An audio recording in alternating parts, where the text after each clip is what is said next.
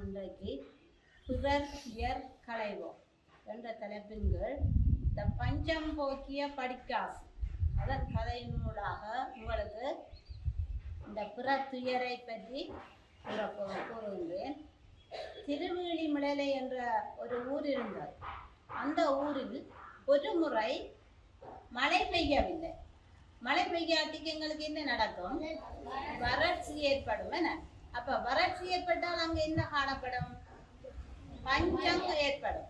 அப்ப அந்த இடத்துல இவ்வளவு நிகழ்வு நடைபெற்றிருக்கின்றது. இதனை திருவேலிமிழலைக்கு திருஞான சம்பந்தரும் திருநாவுக்கரசரும் அவர்களுடன் இந்த சிவனடியார் கூட்டமும் சென்றிருக்கிறார்கள். அங்கு சென்று பார்த்தால் அங்க வாழ்கின்ற மக்கள் மிகவும் துன்பப்பட்ட நிலையை காண்கின்றார்கள். அப்போது அவர்கள் வேதனை அடைந்தார்கள். என்னத்தால துன்பப்பட்டவர்கள்? பஞ்சத்தால். என்ன பஞ்சம் வறட்சி எல்லாம் அங்கு ஏற்பட்டது. அதனை கண்ட இந்த சம்பந்தர் திருநாவுக்கரசர் சிவனடியார்கள் என்ன செய்வதென்று தெரியாது சிவபெருமானிடம் முறையிட்டார்.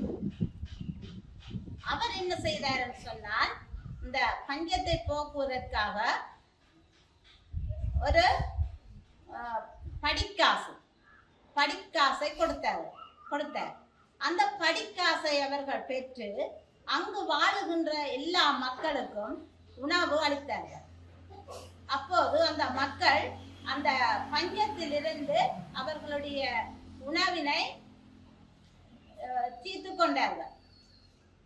அன்றிலிருந்து அந்த மக்களுக்கு ஒவ்வொரு நாளும் இந்த சிவபெருமானால் படிக்காசு கொடுக்கப்பட்டது.